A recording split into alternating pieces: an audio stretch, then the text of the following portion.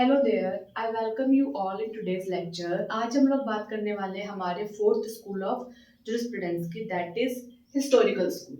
अभी तक हम लोगों ने जो बात की है दैट इज सबसे पहले एनालिटिकल स्कूल, उसके बाद में नेचुरल लॉ स्कूल और लास्ट क्लास में बात की थी हम लोगों ने फिलोसॉफिकल स्कूल की। तो देखो एक चीज, इससे पहले कि हम हिस्टोरिकल स्कूल को पढ़ना शुरू करें, सवाल ये है कि हिस्टोरिकल स्कूल जो है वो पहले तीन जो स्कूल पढ़ी है उनमें से किसकी तरह है।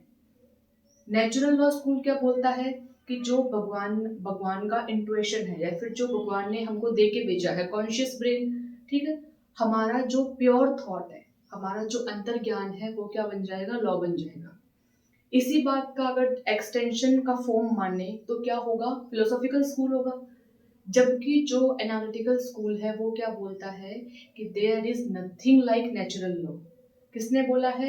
जेरेमी बेंथम का एक थॉट भी है, नेचुरल राइट्स आर नॉनसेंस। ठीक है, तो उन्होंने इस बात को सिरे से खारिज कर दिया कि ऐसा कुछ नहीं होता। जो कुछ है, लॉ है, वो अंडरस्टूड है, स्पोकन है, वेल एस्टेब्लिश्ड है, हमारे सॉवरेन अथॉरिटी ने बनाया है, वही है।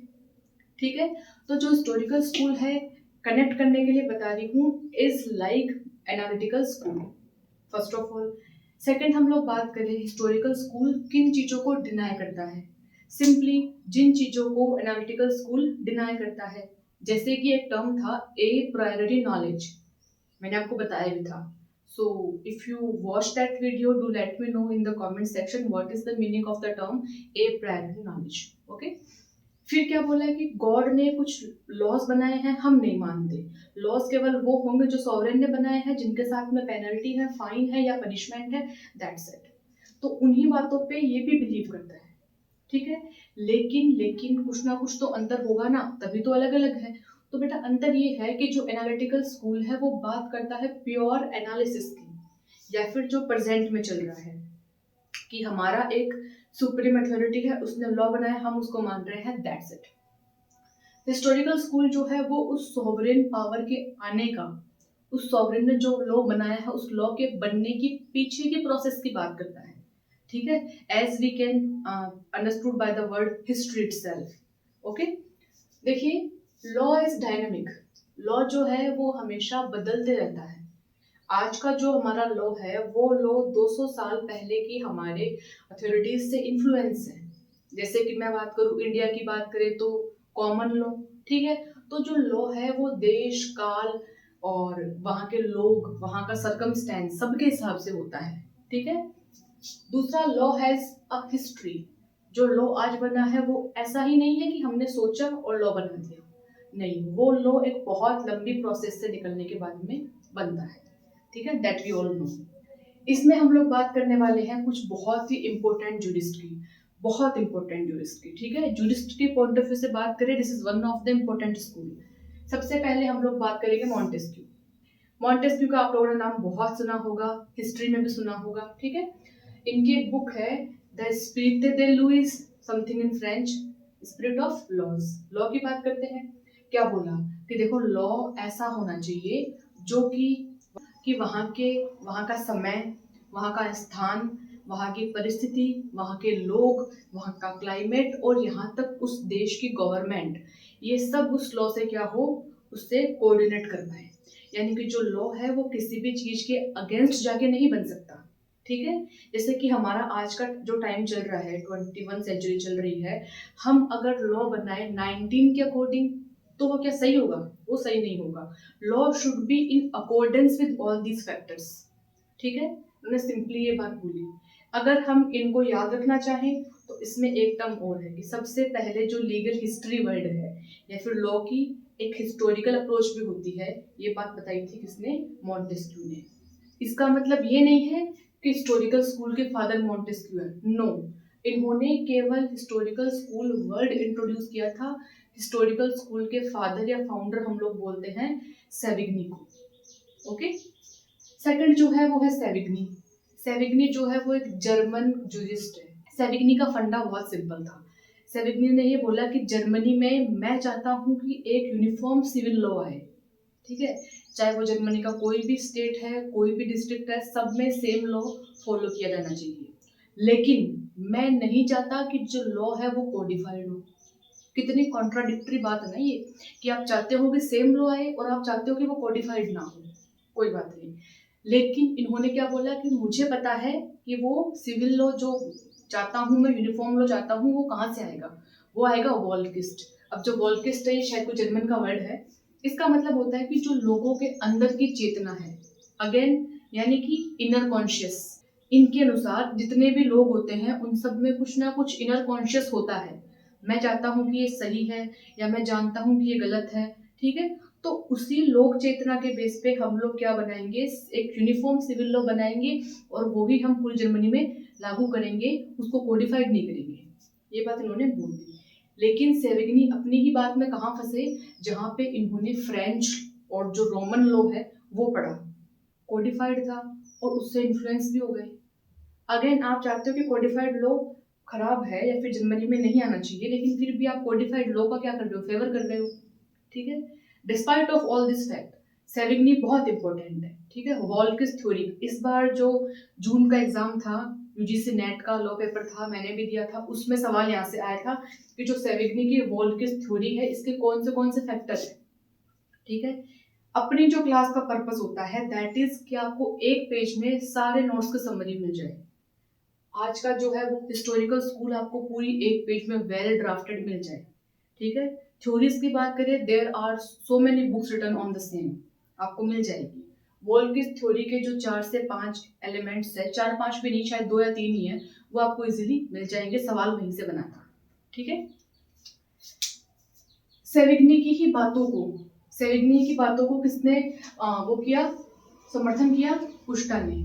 पुष्टा इन्हीं के शिष्य थे। सेविग्नी की बात से ही इन्होंने अग्री किया, क्या बोला, law should be there to protect individuals and general public conflict, कि जहां पर भी एक पर्सन का पूरे ग्रुप से या फिर 2 इंडिविजुअल का आपस में कोई क्या हो रहा है, कॉन्फ्लिक्ट हो रहा है, तो उसको प्रोटेक्ट करने के लिए वहां पे लॉ होना चाहिए।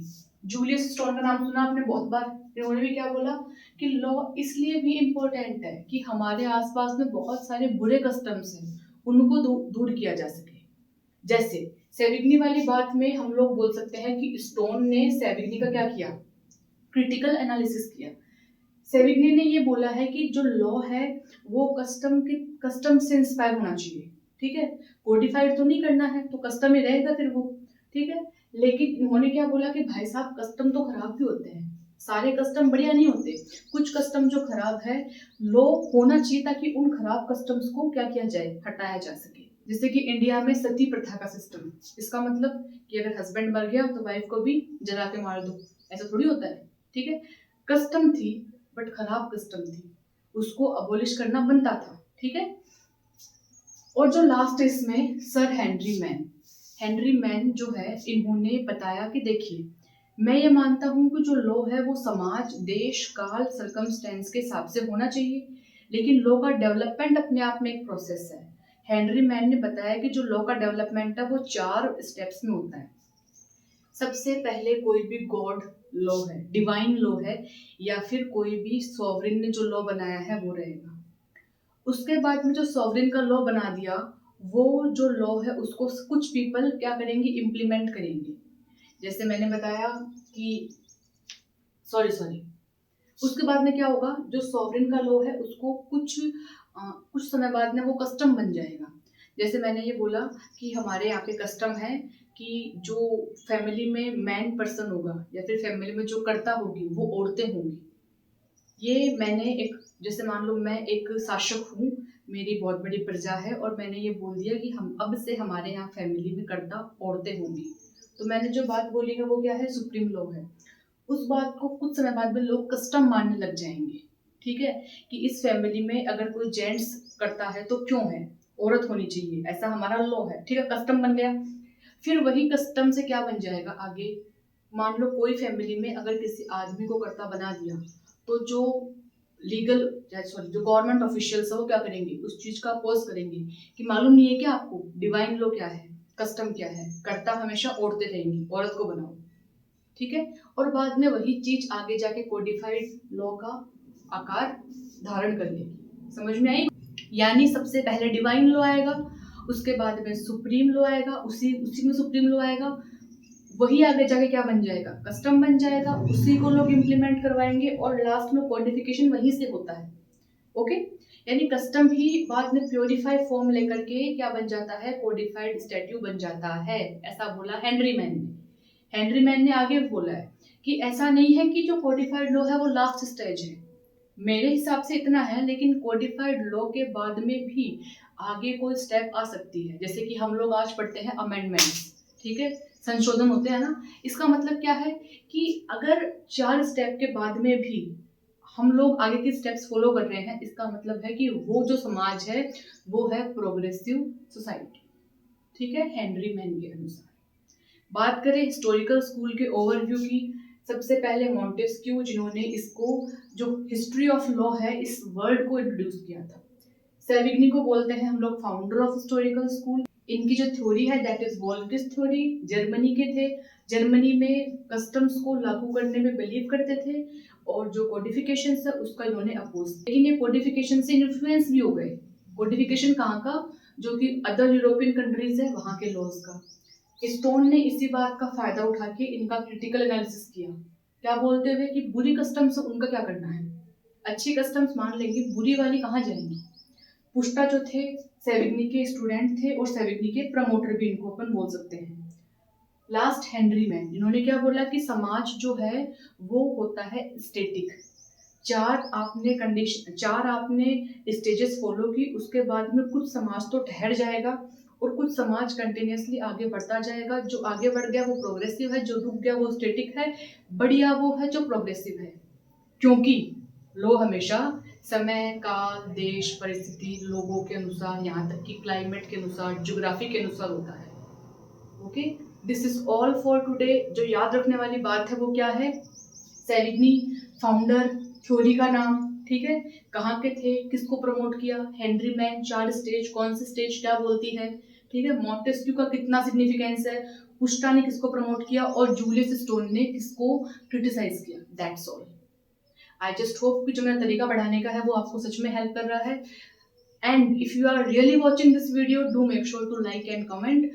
और साथ साथ में I am like requesting you all कि अगर आपने यहाँ से जो पढ़ा है उसको बेसिकली चार्ट के फॉर्म में नोट करो और बाद में इसी बेस पे जाकर के बुक में एक बार जो प्रॉपर आपके पास में मोटी मोटी बुक्स होती है उसकी एक बार रीडिंग लगाओ, क्योंकि वहां से आपको बहुत सारी बातें ऐसी मिलेंगी जो हो सकता है कि मेरे को नहीं मिली। Okay, I will see you in the next one, bye bye.